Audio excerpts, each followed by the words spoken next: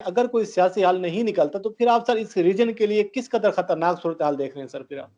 बड़ी खतरनाक। सबसे पहले तो मैं आपको यह बताना चाहता हूं कि मैं रिपब्लिकन और ट्रंप सपोर्टर हूं, और Donald Trump was against Iraq war के खिलाफ थे, अफगानिस्तान में अमेरिकन प्रेजेंस के भी खिलाफ थे, और मैं भी उसके खिलाफ हूं जाती तौर पे। आज जो बाइडन ने बयान दिया है, गनी साहब को व्हाइट हाउस में बुला के उन्होंने ये कहा उसको कि अब अगले फैसले आपने खुद करने हैं, तो मेरे ख्याल में आज जो उन्होंने ये बात कही है, ये आज से 20 साल पहले भी कह देनी चाहिए थी कि अफगानिस्तान के फैसले आप खुद करें, अपने आप को डिफेंड करना है तो खुद करें। अमेरिकन टैक्स पेयर, जिसमें मैं जिसका हिस्सा हूं, 1 ट्रिलियन से बड़ी वार जो लड़ी है, पैसा वो सारा जाया किया गया है मेरे ख्याल में। मुझे जाती तौर पे पूछे, मैं उन अमेरिकन में से हूं जो नेशन बिल्डिंग पे बिलीव करते हैं। उससे मुराद ये है कि मेरे ख्याल में अगर अमेरिका वहां चेंज चाहता था तो वहां यूनिवर्सिटियां बननी चाहिए थी, वहां पे स्कूल बनने चाहिए थे, उनको तालीम देनी चाहिए थी, वहां फैक्ट्रियां लगनी चाहिए थी। इन चीजों से नेशन बिल्डिंग प्रोसेस होता है, बजाय कि आप चंद करप्ट लोगों को, जिस तरह के कारजाई और जिस तरह गनी एडमिनिस्ट्रेशन, सर जो कि यही तो मसला है कि अमेरिका अपनी नाकामी का मलबा पाकिस्तान पर डालने की कोशिश कर रहा है, पाकिस्तान को इसमें धकेलने की कोशिश कर रहा है। तो अमेरिका जो है इस सूरत हाल में पाकिस्तान कैसे अफोर्ड कर सकता है कि वो अपनी जमीन जो है वो इस्तेमाल करने दे सर, नहीं, चाहे राय नाम भी हो सर। मैं बिल्कुल ये सही, खान साहब ने जो फैसला किया बिल्कुल सही किया। मैं बिल्कुल ये नहीं कहता कि पाकिस्तान को अपनी सरजमीन अमेरिकन को देनी चाहिए, बिल्कुल बिल्कुल एब्सोल्युटली नॉट, मैं एग्री करता हूं। लेकिन मेरी सिर्फ ये गुजारिश ये थी कि अमेरिका के साथ भी एक विंडो खुली रखनी चाहिए थी, हालते जंग में नहीं जाना चाहिए था। इस वक्त तो खान साहब जहां बैठते हैं, अब मैं छोटी सी बात, एक मेरी मिसाल सुने। खान साहब ने पहले रियासत मदीना का कॉन्सेप्ट दिया है, नंबर 1। दूसरा, साथ ही उन्होंने वन पार्टी चाइना को सपोर्ट करना शुरू कर दिया, सोशलिज्म कम्युनिज्म को सपोर्ट कर रहे हैं। खान साहब ने अगले दिन जो रोहिंग्या मुसलमानों, जो चाइनीज मुसलमान है, उनके साथ ज्यादती हो रही है चाइना से, खान साहब ने उसको भी इंडोर्स कर दिया। ये गलत चीज है। अगर आप, ये एक इशू है, जब आप अमेरिका की जंग लड़ते हैं तब भी अपने घर को जला लेते हैं, अब चाइना के साथ लगे हैं तो आप उनके साथ भी फ्रंट लाइन पे आ गए। ये मैं समझता था कि इनको चाहिए बैलेंस करें। अच्छा सर, एक सवाल यह है कि आपने ट्रंप के साथ बड़ा अरसा सर काम किया है, अगर यहाँ पर प्रेसिडेंट ट्रंप होते, जो बाइडन से, वो कितना मुख्तलिफ इस सारी सूरत हाल को टैकल करते? आप समझते हैं कि ये सूरत हाल जो जो अभी नजर आ रही है, अगर प्रेसिडेंट ट्रंप होते तो ये कुछ मुख्तलिफ सूरत हाल होती सर? बिल्कुल, मैं समझता हूँ। वो मुझे थोड़ा सा इसका जवाब देने दीजिएगा। एक तो पाकिस्तान को एक्सक्लूसिव हैसियत हासिल थी अफगानिस्तान के मसले में, और इंडिया टेबल पर मौजूद नहीं था। पाकिस्तान के हक में जाती है बात। दूसरी उसमें बात यह है कि आज अगर ये सूरत हाल इस तरीके से डोनाल्ड ट्रंप सेकंड टर्म में होते, तो इतनी उन्होंने तालिबान, गनी गवर्नमेंट, पाकिस्तान को साथ मिला के बात करनी थी। इस वक्त तहफात नहीं होने थे।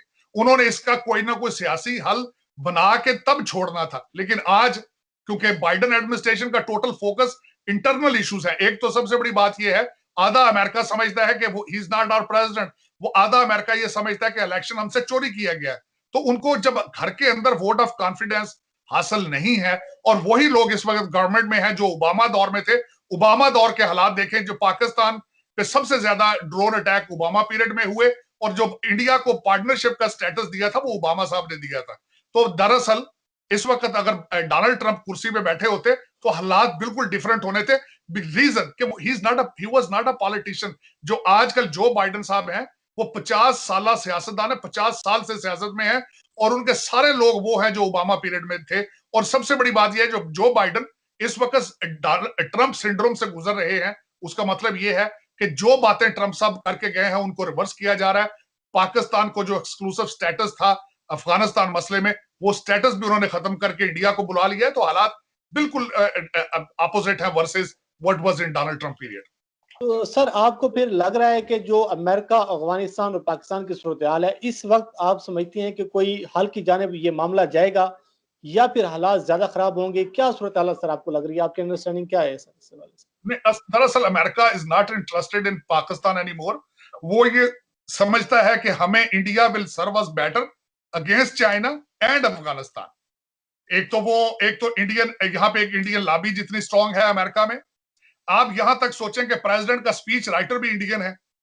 अब जब आप इतने बुरे तरीके से इंडियन लॉबी में फंसे हुए हो, और आप इस तरीके से, और दूसरा ओबामा साहब स्टार्ट करके गए इंडिया के साथ रिलेशनशिप, और वो जो एक उन्होंने एक क्रिएट कर दी पिक्चर के वर्ल्ड्स लार्जेस्ट डेमोक्रेसी, तो वो उसी सिंड्रोम में, चाहे हालांकि मोदी बिल्कुल डिक्टेटर बन के इंडिया को चला रहे हैं, लेकिन उनको सब अच्छे की रिपोर्ट दी जाती है अमेरिकन को, और अमेरिकन इस चीज को बिलीव करते हैं कि लार्जेस्ट इकोनॉमी है और चाइना के खिलाफ India will play a better role and stronger role. आज मैं आपको ये बताना चाहता हूं, अमेरिका की पॉलिसी को शिफ्ट किया गया, चेंज किया गया।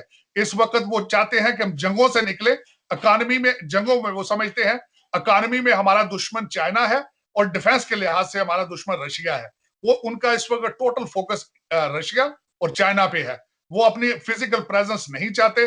वो ये समझते हैं हम ड्रोन के साथ, सैटेलाइट के साथ, अपने कैरियर के साथ वही ऑब्जेक्टिव हासिल कर सकते हैं बगैर फौज के। अब देखें वो किस हद तक इस चीज में कामयाब होते हैं वो। हम्म।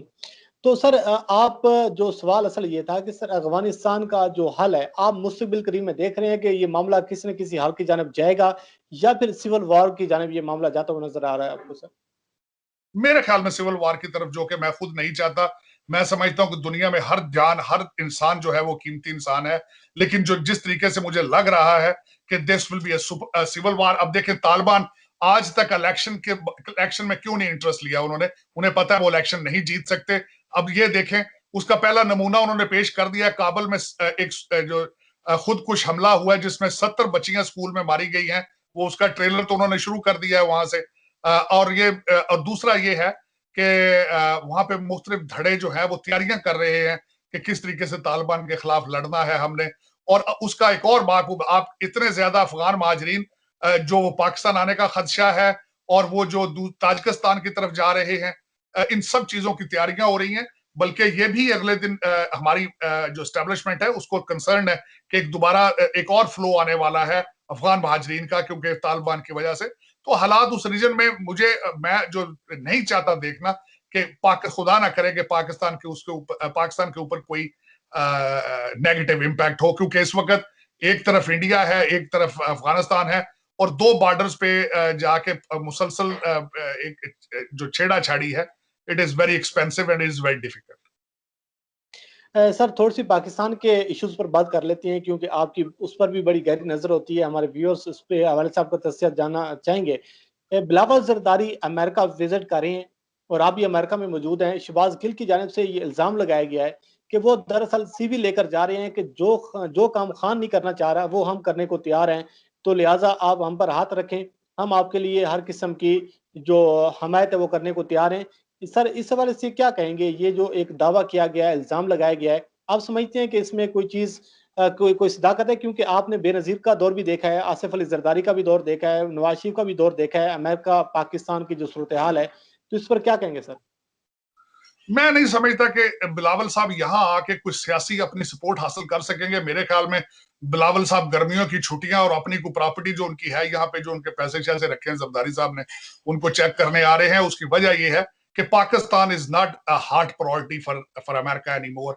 और दूसरा इसमें सबसे बड़ा जो नेगेटिव, इसका मैं एक और बात आपको बताना चाहूंगा, आइदर नेगेटिव और पॉजिटिव। अमेरिकन ये समझते हैं कि सियासी पार्टियां वहां पे उनको एस्टेब्लिशमेंट की मर्जी के बगैर कुछ भी डिलीवर नहीं कर सकते। तो दरअसल अगर उनके साथ एस्टेब्लिशमेंट के लोग आते तब तो ये बात की जा सकती थी, लेकिन मेरे ख्याल में बिलावल साहब आएंगे, यहाँ पे तस्वीरें खिंचाएंगे, यहाँ अपनी प्रॉपर्टी को देखेंगे और 4 दिन अच्छे होटलों में खाने शाने खा के वापस चले जाएंगे। इससे ज्यादा कुछ भी नहीं। क्योंकि सर उसको जोड़ा जा रहा है बिलावल सरदारी की वालदा साहबा के हवाले से, क्योंकि आप तो सर काफ़ी अरसे से अमेरिका में मौजूद हैं, वहाँ की सियासत में बहुत ज़्यादा इन है। तो ये है कि पाकिस्तान में जिस तरीके से मुदाखलत की जाती है, जो भी पाकिस्तान अमेरिका को अगर आंखें दिखाता है, तो अमेरिका की ये कोशिश होती है कि उस हुकूमत को चेंज किया जाए, उसके खिलाफ लॉबी क्रिएट की जाए, कोई मोहरा तलाश किया जाए। तो समझते हैं कि इस किस्म की कोई कोशिश अंदरूनी खाना हो सकती है? आप तो बड़े बेहतर तरीके से जानते हैं सर। देखिए, मुख्तलिफ थ्योरियां जो है वो इस वक्त इंटरनेशनल लेवल पे जो है वो सर्कल कर रही हैं। अल्टीमेटली जब वो एजेंसियां मुख्तलिफ, हर मुल्क की एजेंसी जो है वो अपने इंटरेस्ट के लिए हर जगह मुतहरक होती है। मुख्तलिफ किस्म की थ्योरियां सर्कल तो कर रही हैं, लेकिन मेरे ख्याल में इस वक्त जो टोटल फोकस है अमेरिका का, it has tilted towards India against China and against Russia. अब मैं जिस तरह बताया कि जब दो हाथियों की लड़ाई होती है तो छोटे जानवरों को एहतियात से वहां रहना चाहिए। खान साहब को या दूसरे लोगों को अमेरिका को इतना अंडर एस्टिमेट नहीं करना चाहिए। मेरे ख्याल में जो कुछ भी कर रहे हैं चुपे आपने नेशनल इंटरेस्ट में करें, और उसका इतना ज्यादा फ्रंट पे आके लड़ने की जरूरत नहीं है। अभी उस रीजन में अभी चाइना और रशिया को देखें कि वो किस रुख बैठते हैं, इंडिया क्या करना चाहता है, क्या कर रहा है। अगले दिन उनके जो रावत साहब हैं, उनके बड़े हार्ड किस्म के बयान उनके आए। वहां पे 6,000 से 8,000 पक्के बंकर उन्होंने कश्मीर के बॉर्डर पे एलओसी पे बना लिए हैं। मुख्तलिफ चीजें वहां पे चल रही हैं। पाकिस्तान को हल्का सा इशारा दे के फिर वो बैक फुट पे चले गए हैं। मोदी साहब is very dictator minded kind of a person. जमहूरियत और वहां पे ह्यूमन राइट्स का तो पूरे इंडिया में, ना सिर्फ कश्मीर में, इंडिया में हालात बहुत खराब है। दाढ़ी वालों को हर एक को पकड़ के मारा जाता है, जय श्री राम के नारे लगवाए जाते हैं, लिंचिंग की जाती है। बेचारे मुसलमान 25 करोड़ से ज्यादा हैं, हर एक को कहा जाता है पाकिस्तान चले जाओ, हर एक को कहा जाता है कि उनको थर्ड क्लास सिटीजन समझा जाता है। तो अंडर गिवन हालात इसमें अब देखें, खान साहब इकॉनमी ठीक है, बाहर से पैसा बहुत जा रहा है, सऊदी अरेबिया ने काफी पैसा देना की कमिटमेंट दी है। मैं खान साहब के ऊपर सबसे बड़ी रिस्पॉन्सिबिलिटी आती है कि इन डॉलर्स को संभाल के रखें, ये ना हो कि वो पाकिस्तान के रास्ते फिर दोबारा दुबई और लंदन पहुंच जाएं। अगर खान साहब ना कर सके इन चीजों को कंट्रोल तो मुश्किल हो जाएगा। उसमें अभी तक खान साहब, यहां बताना चाहूंगा, खान साहब अकाउंटेबिलिटी में अभी तक $1 भी रिसीव नहीं कर पाए। अच्छा सर, रूसी सदर का दौरा पाकिस्तान के हवाले से भी बात की जा रही है कि हो सकता है कि 1-2 माह के अंदर उनका दौरा पाकिस्तान हो। इसको फिर किस तरीके से देख रहे हैं सर, मौजूदा सूरत हाल के तनाजुर में सर? देखिए, उनका दौरा जो है कंटीजेंट है। पाकिस्तान एक डील जो पाइपलाइन की वो है, अगर वो चलती है और रशियन कंपनी, मैंने इसके बारे में कुछ चीजें पढ़ी हैं, लेकिन अगर वो बनती है, ट्रेड की डील बनती है पाइपलाइन की, तब तो वो प्रेसिडेंट आएंगे, वरना नहीं आएंगे। यहाँ पे मैं ये जरूर बताना चाहूंगा कि अफगानिस्तान में अभी तक रशिया अभी उसका इंटरेस्ट मौजूद है। वहां के अब्दुल्ला अब्दुल्ला जो है वो रशिया से पढ़ के आए थे और गवर्नमेंट का हिस्सा है। वो उनको भी अंडर एस्टिमेट नहीं करना चाहिए। लेकिन पाकिस्तान को, जो अगर मेरे आइडियल हालात मुझसे पूछे, तो पाकिस्तान को चाहिए चाइना, रशिया, अफगानिस्तान, ईरान और टर्की, इन ममालिक के साथ अब इस चीज का फायदा उठा के कि अमेरिका के पास इतनी ताकत मौजूद नहीं है डू मोर की, और आपको वो ना इतने पैसे दे रहे हैं, ना वो इस पोजीशन में है कि आपको वो प्रेशराइज कर सके। तो इन ममालिक का जिनके साथ मैंने आपको जिक्र किया, पाकिस्तान को चाहिए इनके साथ ट्रेड डील बनाए, अपनी इकोनॉमी को स्ट्रांग करे। और इकोनॉमी जो होती है, मैं एक छोटी सी यहाँ पे बिल्कुल अर्ज करना चाहूंगा, इकोनॉमी स्ट्रांग होती है लॉ एंड ऑर्डर की बेस पे। आपके अंदर लॉ एंड ऑर्डर कंट्री के अंदर हो, आपकी करप्शन रुके, और वहां से जो मनी लॉन्ड्रिंग हो रही है, जो ब्लीडिंग हो रही है, वो रुके, तो तब मुल्क तरक्की करेगा। लेकिन अभी तक खान साहब उसमें कामयाब नहीं है। लोग टैक्स पे नहीं कर रहे, बाहर पैसा अभी तक जा रहा है, पैसा आ तो रहा है लेकिन जा भी रहा है। खान साहब को चाहिए, जिस तरह मैंने आपको बताया था, खान साहब ने अभी तक जुल्फी बुखारी की अकाउंटेबिलिटी नहीं की, सरवर खान साहब की अकाउंटेबिलिटी नहीं की, तो दूसरे लोगों की अकाउंटेबिलिटी क्या करेंगे? अच्छा सर, आखिर पर ये बताइएगा कि नेशनल सिक्योरिटी काउंसिल का इजलास हुआ, आपके इल्म में है सर, आपने उसको उसके हवाले से आपके पास इंफॉर्मेशन भी होगी। यहाँ पर सर इतना हाई लेवल एक इजलास होता है, लेकिन जो अपोजिशन लीडर है वो ये डिमांड रखता है कि वजीर आजम अगर इस इजलास में आते हैं तो मैं उस इजलास में शरीक नहीं होगा। दूसरी जानिब Bilawal Zardari chief of army staff से कहते हैं कि आप अली वजीर को माफ कर दें।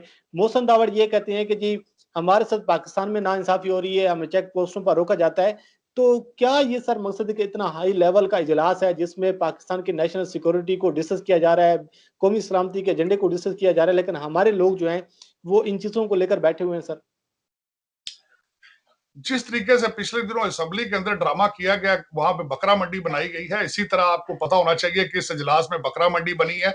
हर सियासतदान ने कोशिश की है कि वो बाजवा साहब के सामने खड़े होकर, जिस तरह किसी मुगल बादशाह के सामने वहां कसीदे गाए जाते थे, इसी तरह इन्होंने किया है कि वहां खड़े होकर अपनी कुर्बानियां गिनाते रहे हैं और अपने पर्सनल काम और अपने पर्सनल चीजें बताते रहे हैं। इस पर जितना भी अफसोस किया जाए कम है। हालांकि इशू वहां पे जो डिस्कस किए गए थे, मैटर्स ऑफ नेशनल सिक्योरिटी, उस पे इकट्ठा होना चाहिए था, क्रॉस क्वेश्चनिंग होनी चाहिए थी, इस तरह की चीजें होनी चाहिए थी। लेकिन जितना अफसोस किया जाए कम है। पर्सनल काम कहते रहे हैं वहां पे बैठ के बाजवा साहब को, और ऐसी बहस हुई है जिसका कोई रिजल्ट या कोई कंक्लूजन नहीं निकाला जा सकता। इस पे जितना अफसोस किया जाए कम है। मैं बड़ा अफसोस होता है, मुझे जब इन चीजों का पता चला है तो अब अफसोस है।